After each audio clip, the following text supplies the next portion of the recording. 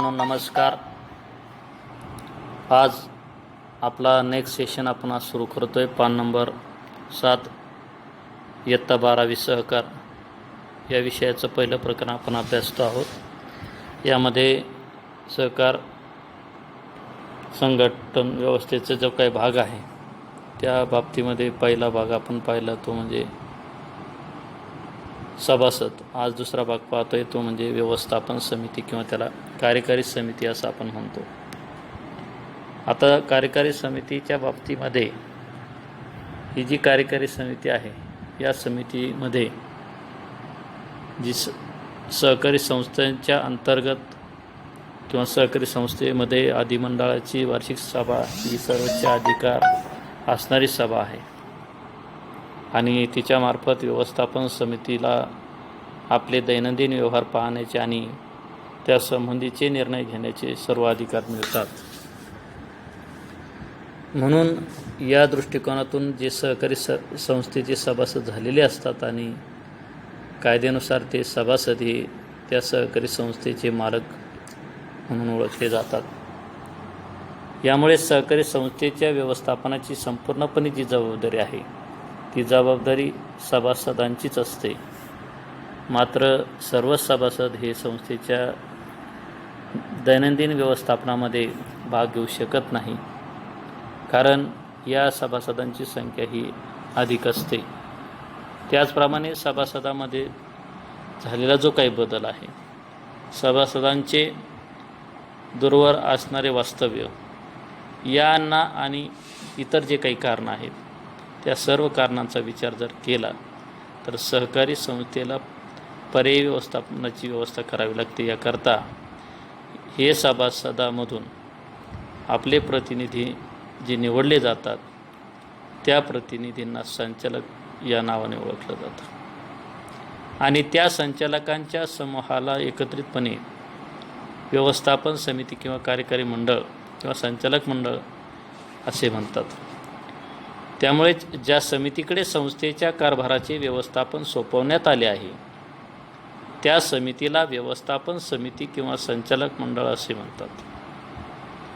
आता जर पाहिलं तर सहकारी संस्था कायदा 1960 अंतर्गत ज्या काही तरतुदी आहेत त्या सर्व तरतुदीमध्ये व्यवस्थापन समितीला एक चांगलं महत्त्व आहे की जेणेकरून व्यवस्थापनेचे सर्व अधिकार हे सर्वसाधारण सभेकडून हे प्राप्त होत असतात आणि या सहकारी संस्थेचे व्यवस्थापनाच्या बाबतीमध्ये ही व्यवस्थापन समितीकडे सोपवले जाते आणि त्या दृष्टिकोनातून ही जी रचना आहे तर ती रचना ही संस्थेच्या दैनंदिन कारभारावर योग्य आणि चोख नियोजन नियंत्रण ठेवण्याकरता अशा प्रकारची समिती ही 5 वर्षासाठी काम करत असते. म्हणून ही कार्यकारी समिती आहे. या समितीची रचना जी आहे त्या बाबतीमध्ये काही जे व्यवस्थापन समितीमध्ये सदस्य असतात ते कायद्यानुसार ठरवलेले असतात आणि त्यांची संख्या जर पाहिली तर ही शक्यतो ही विषम अंकामध्ये पाहायला मिळते आणि जवळजवळ व्यवस्थापन समितीतील सदस्य संख्या ही जास्तीत जास्त 21पर्यंत असावी. यामध्ये कमीत कमी 2 महिला सदस्य असल्या पाहिजेत. निबंधकाला समिती सदस्यांची संख्या ही ठरवण्याचा अधिकार असतो आणि त्यामुळे निबंधक साधारणपणे विशेष आदेश काढून आणि त्यांची प्रसिद्धी सरकारी राजपत्रामध्ये करून सदस्य संख्या निश्चित करत असतो. यामध्ये जे काही व्यवस्थापन समिती जे कार्य करावं लागतं त्या कार्याच्या बाबतीमध्ये नंबर 1 आहे धोरणांची अंमलबजावणी करणे. आता भविष्यकालीन दृष्टिकोनातून सहकारी संस्थेला एक उद्दिष्ट असावं या दृष्टिकोनातून काही कार्य यामध्ये करावी लागतात. या डायग्राममध्ये पान नंबर 8 वर जर पाहिलं तर धोरणांची अंमलबजावणी करणे. नंबर 2 आहे सभासदत्वास मान्यता देणे, कार्यालयीन कर्मचाऱ्यांची नियुक्ती करणे, भागभांडवलामध्ये वाढ करणे, निधीमध्ये वाढ करणे, सेवकांच्या तक्रारीचे निवारण करणे, सभासदांच्या तक्रारीचे निवारण करणे, सभासदांचे हित संरक्षण करणे, निवडणुकांचे आयोजन करणे आणि शेवटचं आहे ते म्हणजे सर्वसाधारण सभांचे आयोजन करणे. अशा प्रकारची 10 कार्य ही संचालक मंडळाला करावी लागतात. त्याला आपण व्यवस्थापन समिती असं म्हणतो. आता धोरणांची अंमलबजावणी करणे या बाबतीमध्ये या संचालक मंडळाची जी सर्वसाधारण सभा होत असते त्या सभेमध्ये सहकारी संस्थेच्या संचालकामार्फत व इतर बाबतीमध्ये जी काही धोरणं ठरवली जातात त्या धोरणांची कर्मचारी असतील किंवा त्या सहकारी संस्थेचे घटक आहेत त्यांच्या मदतीने ही अंमलबजावणी करण्याचं काम ही व्यवस्थापन समिती करत असते आणि त्याशिवाय हे कामकाज करता येऊ शकत नाही. नंबर 2 आहे सभासदत्वास मान्यता देणे. आता सहकारी संस्थेच्या कार्यक्षेत्रामध्ये पात्र व्यक्ती सहकारी संस्थेकडे सभासदत्वासाठी अर्ज करते आणि संस्थेचा जो काही सचिव आहे, सचिव आलेले सर्व अर्ज हे व्यवस्थापन समितीकडे मान्यतेसाठी ठेवतो आणि योग्य अर्ज भरलेला आहे किंवा नाही, तर शुल्क आलं किंवा नाही, किमान भाग भांडवलाची रक्कम त्याने जमा केली की नाही, या सर्व गोष्टींची शहानिशा केल्याशिवाय त्या अर्जाला मंजुरी मिळत नाही. सभासदत्वाचा निर्णय सभासदत्वासाठीचा अर्ज मिळाल्यापासून 3 महिन्याच्या आत घेतला पाहिजे आणि सभासदत्वाविषयीचा जो निर्णय घेतला आहे तो निर्णय घेतल्यापासून 15 दिवसाच्या आत त्या संबंधित व्यक्तीला कळवलं पाहिजे. त्याशिवाय तो सभासद होऊ शकत नाही किंवा समितीचा तो निर्णय होऊ शकत नाही. तिसरं कार्य आहे ते म्हणजे कार्यालयीन कर्मचाऱ्याची नियुक्ती. आपल्याला सहकारी संस्था ही नीटनेटकेपणाने चालवायची असते, त्याकरता ती व्यवस्थितपणे चालावी, त्यामध्ये एक पारदर्शकपणा असावा. त्याकरता काही कर्मचारी वर्गाची सेवक म्हणून निवड निश्चित करणं हे समितीचं काम आहे. यामध्ये वर्तमानपत्रात जाहिरात देणे, अर्ज मागवणे, अर्ज छाननी करणे, मुलाखतपत्र पाठवणे, मुलाखती घेणे अशी वेगवेगळी कामं करून त्यांना नियुक्तीचं पत्र पाठवलं जातं आणि त्याशिवाय त्यांच्या कार्याची निवड केली जात नाही. नंबर 4 मुद्दा आहे तो म्हणजे भाग भांडवलामध्ये वाढ करणे. कार्यरत असलेल्या सहकारी संस्थेला आवश्यकता भासल्यास अधिमंडळाच्या वार्षिक किंवा विशेष सर्वसाधारण सभेमध्ये भागभांडवल वाढीबाबतचा जो ठराव आहे तो ठराव मंजूर करून तो निबंधकाकडे मंजुरीसाठी पाठवला जातो. यावर निबंधक भागभांडवल वाढ करण्याबाबत निर्णय घेतो आणि निबंधकाच्या मान्यतेनुसार व्यवस्थापन समिती भागभांडवल वाढवण्यासंदर्भात पुढील कार्यवाही ठरवते आणि त्याशिवाय भागभांडवलामध्ये आपल्याला वाढ करता येत नाही. त्याचबरोबर 5वा मुद्दा आहे तो म्हणजे निधीमध्ये वाढ करणे.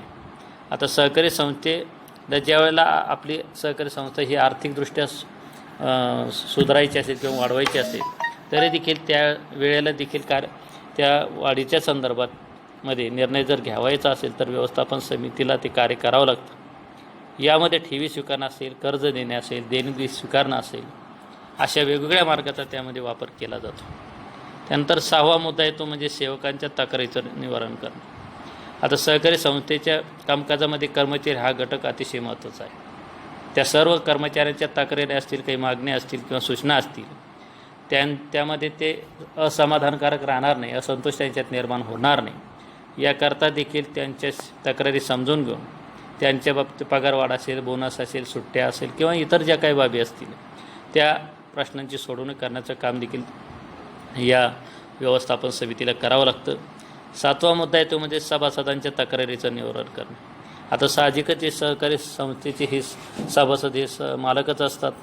आता त्यांच्या बाबतीमध्ये जे काही निर्णय घ्यायचे असतात किंवा त्यांची जी काही परिस्थिती आहे ती व्यवस्थापन समितीला त्या सहकारी संस्थेमध्ये सन्मान त्यांचा ठेवावा लागतो आणि म्हणून हा देखील जो काही त्यांचं कामकाज आहे ती व्यवस्थापन समितीला तक्रारीच्या दृष्टिकोनातून विचारात घ्यावं लागतं. यामध्ये भाग हस्तांतरण असेल, कर्ज मंजुरी असेल, कमी लाभांश असेल किंवा इतर अनावश्यक काही वजावटी झाल्या असतील किंवा विनाविलंबाच्या काही तक्रारी असतील किंवा चौकशीच्या बाबतीमध्ये असतील, अशा प्रकारच्या तक्रारींचं निवारण हे सभासदांच्या बाबतीमध्ये हे व्यवस्थापन समितीला करावं लागतं. 8वा मुद्दा आहे तो म्हणजे सभासदांचे हित संरक्षण करणे. आता सहकारी संस्थेतील सभासद हे कमी उत्पन्न गटातीलच असतात. त्यांनी त्यांची बचत सहकारी संस्थेमध्ये मोठ्या प्रमाणात गुंतवलेली असते. त्यामुळे सहकारी संस्थेकडून अधिकाधिक चांगल्या सेवा, उत्पादित वस्तूंना योग्य किंमत मिळणे, योग्य प्रकारचा लाभांश मिळणे, संस्थेमध्ये निधीची सुरक्षित गुंतवणूक व्हावी या अपेक्षेने ते काम करत असतात. सभासदांनी व्यवस्थापन समितीवर जो काही विश्वास दाखवलेला आहे त्याला पात्र राहणं हे देखील व्यवस्थापन समितीचं अतिशय महत्त्वाचं कर्तव्य मानलं जातं. त्यानंतर 9वा मुद्दा आहे तो म्हणजे निवडणुकांचे आयोजन. सहकारी संस्थेच्या निवडणुका ह्या मुदत संपण्यापूर्वी घेणे आवश्यक असतं.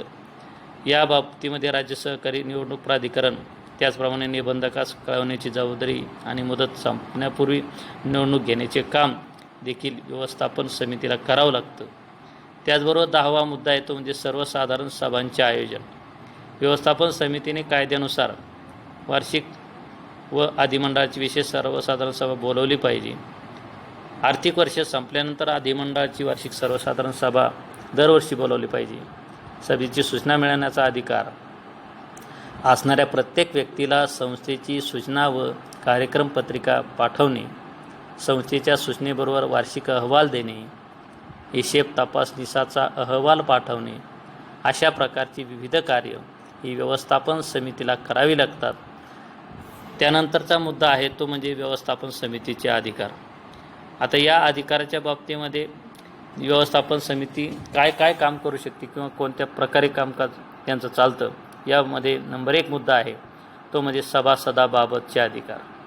व्यवस्थापन समिती अधिमंडळाच्या वार्षिक व अधिमंडळाची विशेष जी सर्वसाधारण सभा आहे ती बोलवणे, भागभांडवलामध्ये हस्तांतरण करणे, नवीन सभासद घेण्यास मंजुरी देणे, सभासदाकडून भागभांडवल जमा करणे, सभासदाचा राजीनामा मंजूर करणे अशा वेगवेगळ्या प्रकारचे अधिकार यांना दिलेले असतात.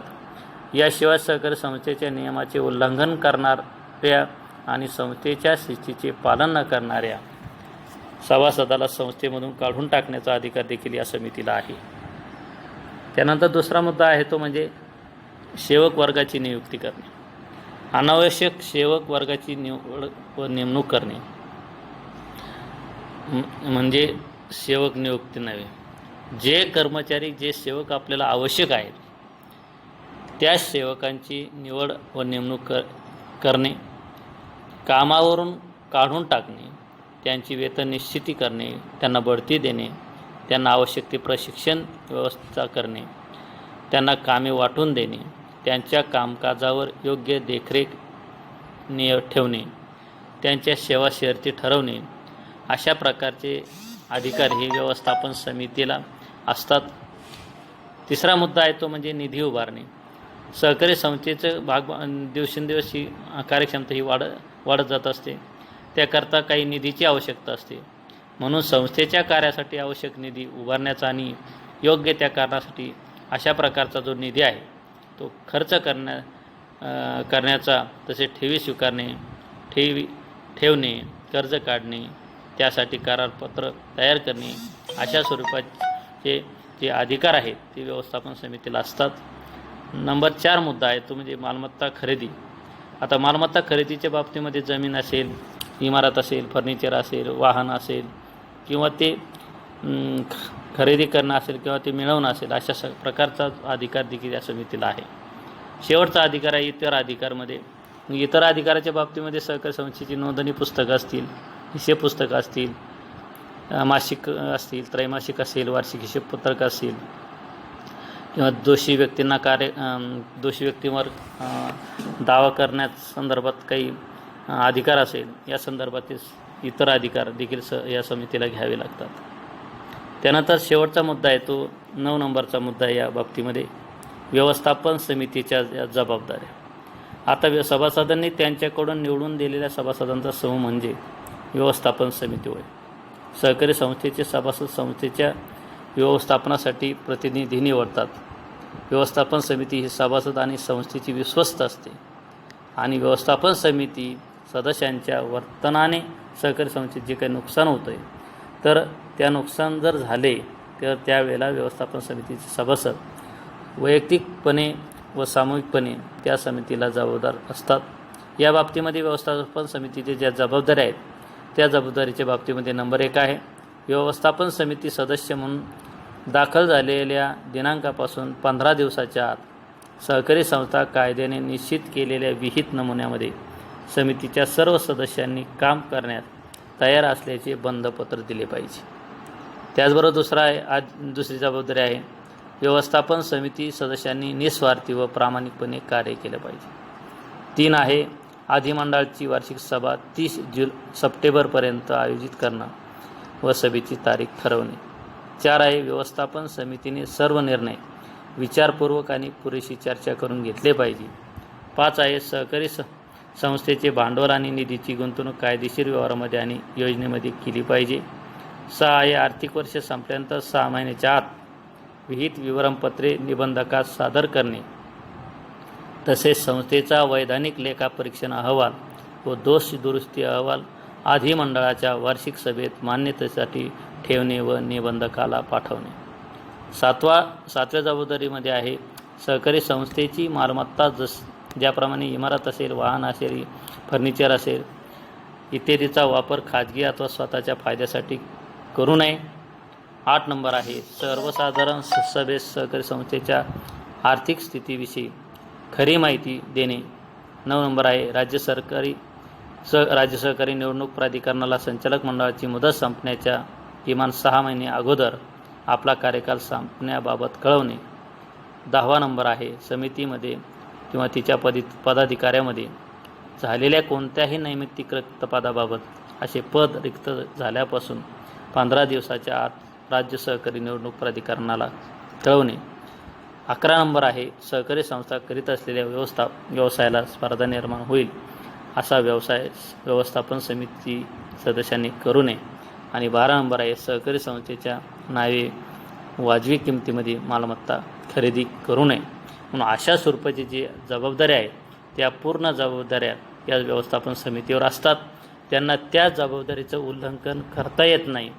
जर अशा प्रकारच्या जबाबदारीचं उल्लंघन केलं तर ती जबाबदारी ही त्यांच्या कायद्यानुसार सहकारी संस्था कायदा 1960 नुसार ही अपात्र ठरते किंवा त्या कायद्याच्या बाबतीमध्ये त्यांच्याकडून ते होऊ शकत नाही याचा असा अर्थ त्यामध्ये घेतला जातो. म्हणून हाचा जो काही व्यवस्थापन समिती हा जो काही दुसरा घटक आहे तो या ठिकाणी आपण थांबवत आहोत. धन्यवाद.